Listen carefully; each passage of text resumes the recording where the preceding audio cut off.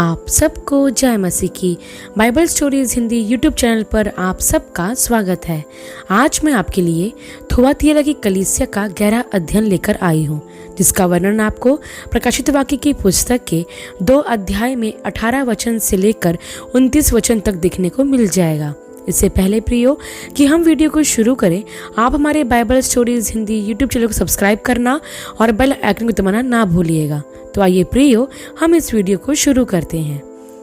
प्रियो, प्रभु यीशु मसीह इस कलीसिया को संदेश देते हुए कहते हैं कि परमेश्वर का पुत्र, जिसकी आंखें अग्नि ज्वाला और जिसके पैर पीतल के समान हैं, वह यह कहता है कि मैं तेरे कामों और प्रेम और विश्वास और सेवा और धीरज को जानता हूँ, और यह भी कि तेरे पिछले काम पहलों से बढ़कर है। पर मुझे तेरे विरुद्ध यह कहना है कि तू उस स्त्री इजेबेल को रहने देता है, जो अपने आप को भविष्यद्वक्तिनी कहती है और मेरे दासों को व्यभिचार करने और मूर्तों के आगे का बलिदान खाने को सिखलाकर भरमाती है। मैंने उसको मन फिराने के लिए अवसर दिया, पर वह अपने व्यभिचार से मन फिराना नहीं चाहती थी। देख, मैं उसे खाट पर डालता हूँ, और जो उसके साथ व्यभिचार करते हैं, यदि वे भी उसके कामों से मन ना फिराएंगे, तो मैं उन्हें बड़े क्लेश में डालूंगा और मैं उसके बच्चों को मरवा डालूंगा। और तब सब कलीसिया जान लेगी कि हृदय और मन का परखने वाला मैं ही हूँ, और मैं तुम में से हर एक को उसके कामों के अनुसार बदला दूंगा। पर तुम थुआतीरा के बाकी लोग से, जितने इस शिक्षा को नहीं मानते और उन बातों को जिन्हें शैतान की गहरी बातें नहीं जानते हैं, यह कहता हूँ कि मैं तुम पर और बोझ न डालूंगा। पर हाँ, जो तुम्हारे पास है उसको मेरे आने तक थामे रहो। जो जय पाए और मेरे कामों के अनुसार अंत तक करता रहे, मैं उसे जाति जाति के लोगों पर अधिकार दूंगा, और वह लोहे का राजदंड लिए हुए उन पर राज्य करेगा। जिस प्रकार कुम्हार की मिट्टी के बर्तन चकनाचूर हो जाते हैं, मैंने भी ऐसा ही अधिकार अपने पिता से पाया है, और मैं उसे भोर का तारा दूंगा। जिसके कान हो वह सुन ले कि आत्मा कलीसिया से क्या कहता है। प्रियो, थुआतीरा की कलीसिया से पहले हम बाकी 3 कलीसियाओं के ऊपर वीडियो बना चुके हैं, जिसे आप हमारे चैनल पर देख सकते हैं। पहले 3 कलीसियाओं में हमने देखा था कि उन्होंने अपना विश्वास नहीं त्यागा। सताव के समय में भी उन्होंने अपना भरोसा प्रभु यीशु पर बनाए रखा। लेकिन बाकी कलीसियाओं के साथ ऐसा नहीं था। झूठी शिक्षाएं कलीसिया में प्रवेश कर चुकी थी और चर्च अपने मूलभूत सिद्धांत को पीछे छोड़ चुका था। इस कलीसिया का अध्ययन करने से पहले मैं आपको यह बताना चाहती हूँ कि थुआतीरा को लिखा गया यह संदेश 7 कलीसियाओं को लिखे गए संदेश में से सबसे बड़ा है। थुआतीरा एक वैभव संपन्न व्यापारिक केंद्र था। वहाँ कई प्रकार के व्यापार थे और हर व्यापार का अपना एक विशेष देवता था। यदि किसी व्यक्ति को अपने व्यापार में सफल होना है, तो उसे अपने देवता की विशेष पूजा आराधना करना पड़ता था, और इसलिए थुआतीरा के मसीही व्यापारियों पर इन देवताओं की उपासना करने का बड़ा दबाव डाला करते थे। वे बड़ी परीक्षा में थे। यदि वे इन देवताओं की आराधना करने से मना करते थे, तो नगर के दूसरे लोग इन्हें बुरा भला कहते थे, जिसके परिणाम स्वरूप उन्हें अपने व्यवसाय के अधिकांश भाग को गंवाना पड़ता था। तब हम आगे देखते हैं प्रियो कि प्रभु यीशु इस कलीसिया को अपना परिचय परमेश्वर के पुत्र के रूप में देते हैं और कहते हैं कि उसकी आंखें अग्नि ज्वाला है, जिसका अर्थ है कि वो हृदय के विचारों और उद्देश्यों को परखता है। इसलिए उसका न्याय मनुष्य के न्याय जैसा नहीं होता, क्योंकि मनुष्य सिर्फ बाहरी रूप को ही देखते हैं। उसके पैर चमकाए हुए पीतल की तरह है, जिसका अर्थ है कि वह पाप का कठोरता से न्याय करता है। प्रभु थुआतीरा की कलीसिया के काम, प्रेम, विश्वास और धीरज को जानता था, और उसने इस बात पर भी ध्यान दिया था कि उनके कामों की मात्रा काफी बढ़ गई थी, फिर भी उनकी गुणवत्ता बहुत कम हो गई थी। इसलिए समझौता और सांसारिकता ने कलीसिया में जगह बना ली थी।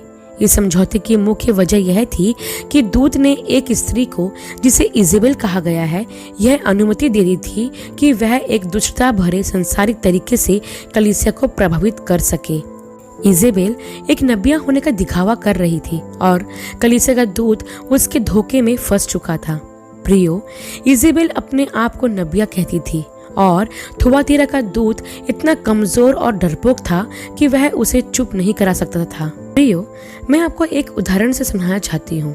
कि अगर एक घर में एक पुरुष जिसे घर का मुखिया होना चाहिए और वो कमजोर और पौरुषहीन है तो उसकी पत्नी घर की मुखिया बन जाएगी। ऐसा ही कलीसिया में भी होता है। कलीसिया में शक्तिशाली स्त्रियां जब यह देख लेती है कि उसके प्राचीन कमजोर है तो वे कलीसिया में अपना अधिकार जमाना शुरू कर देती हैं। मैं यह नहीं कह रही कि कलीसिया में स्त्रियों का कोई अधिकार ना हो, लेकिन मैं यह कहना चाहती हूँ कि कलीसिया में स्त्रियों का स्थान सीमित रहना चाहिए। मैं आपको यह बताना चाहती हूँ कि थुआतीरा की कलीसिया में एक नबिया थी जिसे प्रभु यीशु ने इजेबेल के नाम से संबोधित किया था। यह स्त्री निश्चय ही इस कलीसिया के लोगों से पाप करवाती थी या उन्हें पाप करने के लिए उकसाती थी, जैसे कि हम पुराने नियम में राजा आहाब की पत्नी इजेबेल के बारे में देखते हैं। वह स्त्री यहूदी नहीं थी, उसने इजरायलियों से बाल देवता की उपासना करवाई और यही नहीं, उसने परमेश्वर के कई नबियों को मरवा भी डाला था। भले ही राजा के रूप में आहाब सिंहासन पर बैठा हुआ था, परंतु हुकूमत इजेबेल की ही चला करती थी। इजेबेल ने इजरायलियों से ऐसे कई पाप करवाए जो यहोवा की दृष्टि में घृणित थे। थुआतीरा की कलीसिया में भी यह नबिया कुछ इसी प्रकार का काम कर रही थी। अब यहाँ गलती इस स्त्री की नहीं परंतु इस कलीसिया के लोगों की है, क्योंकि वे उसे सहन कर रहे थे और ना तो वो उसका विरोध कर रहे थे और ना ही उसे कलीसिया से बाहर कर रहे थे। इसलिए प्रभु यीशु मसीह उस कलीसिया के लोगों से कहते हैं कि तू अपने बीच उस स्त्री इजेबेल को रहने देता है जो अपने आप को नबिया कहती है। प्रियो, प्रभु यीशु मसीह थुआतीरा की कलीसिया के माध्यम से हमें यह बताना चाहते हैं कि कलीसिया में हो रही बुराइयों को देखकर भी चुप रहना एक प्रकार का पाप है। आज कलीसियाओं में अगर कोई व्यक्ति पाप करता है या फिर कोई जन कलीसिया को बुराई की ओर लेकर जाता है तो कलीसिया के लोग, विशेष करके कलीसिया के डीकन और पास्टर, यह सोचकर चुप रहते हैं कि हमें क्या करना है, उनका न्याय तो परमेश्वर करेगा। और कलीसिया के बाकी लोग भी यही बात सोचकर बुराई को देखते हुए भी चुप रहते हैं। लेकिन प्रियो, मैं आपको यह बता दूं कि परमेश्वर ने ऐसे करने वालों को सीधे चेतावनी दी है कि अगर वे ऐसा ही करते रहे तो परमेश्वर उन्हें भारी क्लेश में डालेंगे। इसलिए हम यह बात ध्यान में रखें कि पाप होते हुए देखना भी एक पाप है, और यदि हम उस पाप का विरोध नहीं करते तो हम भी उस पाप के भागीदार हो जाते हैं।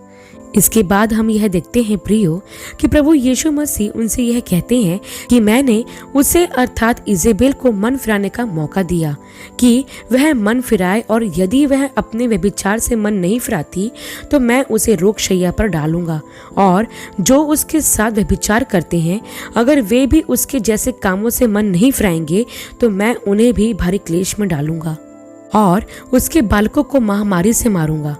प्रियो, प्रभु यीशु मसीह ने इजेबेल को मन फिराने का समय दिया था, लेकिन परमेश्वर मन फिराने के लिए एक समय सीमा भी देता है। अगर वह उस समय सीमा के बीच में मन नहीं फिराएगी तो प्रभु उसका न्याय करेगा। सिर्फ इजेबेल ही नहीं बल्कि उसके साथ व्यभिचार करने वाले बच्चे भी मारे जाएंगे।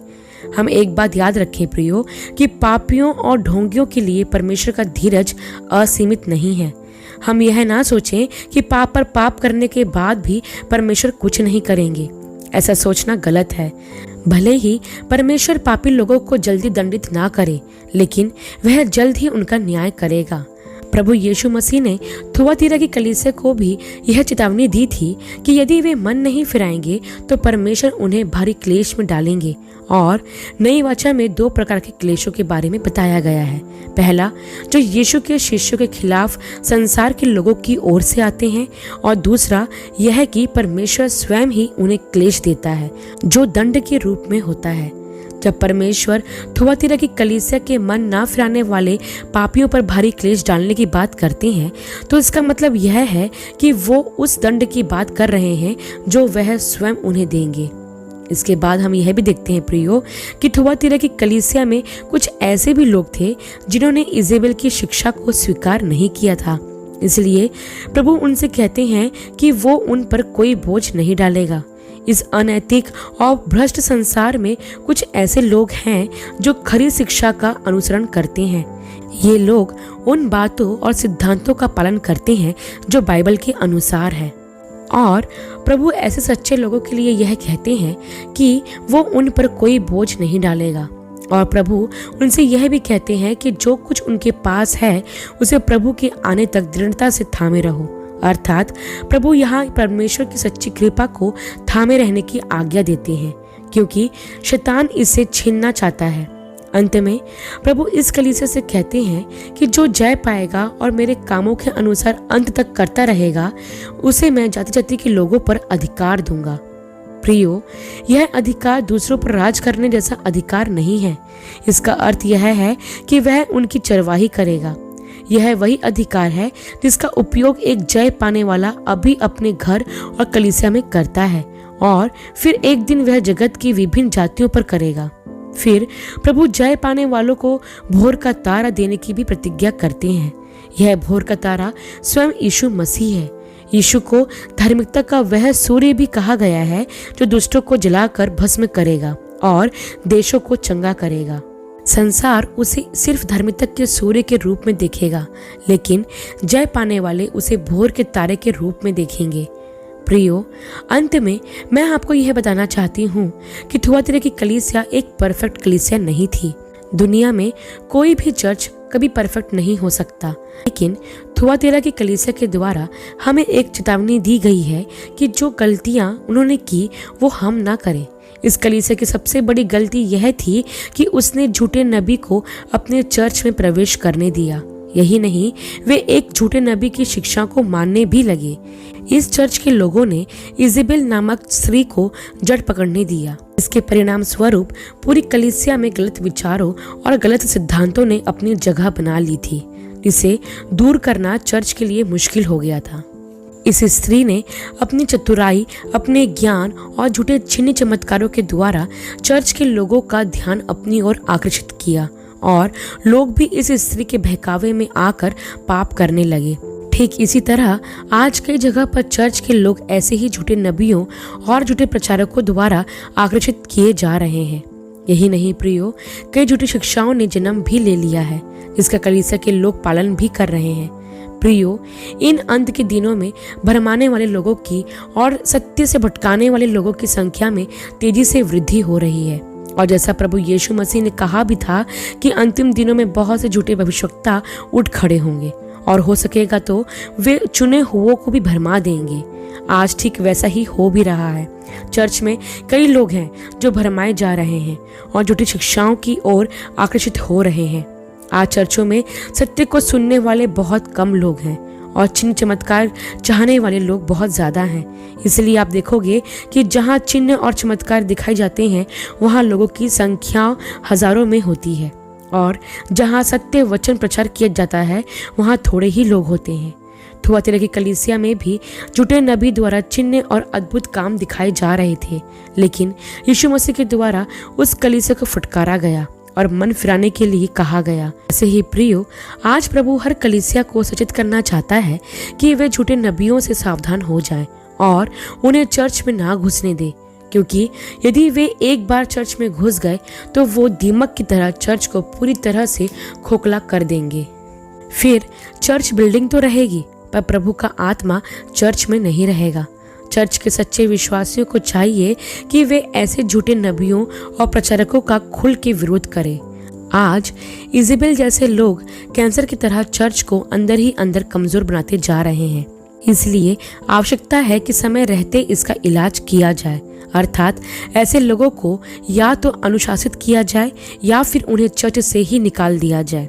दया के नाम पर पाप को सहन करना कलीसिया के स्वास्थ्य के लिए हानिकारक हो सकता है। कलीसिया का लक्ष्य किसी की निंदा करना या न्याय करना नहीं, परंतु लोगों को पवित्र जीवन जीने के लिए प्रोत्साहित करना होना चाहिए, और यदि जरूरी हो तो उन लोगों को चर्च से निकालना भी जरूरी है जो पश्चाताप करने से इनकार करते हैं। ध्यान रहे प्रियो कि हमें पाप को सहन नहीं करना है, परंतु पाप का सामना करना है, क्योंकि यदि हम पाप को सहन करते गए तो यह अनियंत्रित होकर हमें और चर्च को भारी नुकसान पहुंचा सकते हैं। इसलिए प्रियो, ध्यान रखें कि पाप को सहन करना भी एक पाप है। आशा करती हूँ प्रियो कि थुआतीरा की कलीसिया पर किया गया यह अध्ययन आपके लिए आशीषमय रहा होगा। अगले वीडियो में एक नए विषय के साथ आप सबसे फिर मुलाकात होगी। तब तक के लिए आप सबको जय।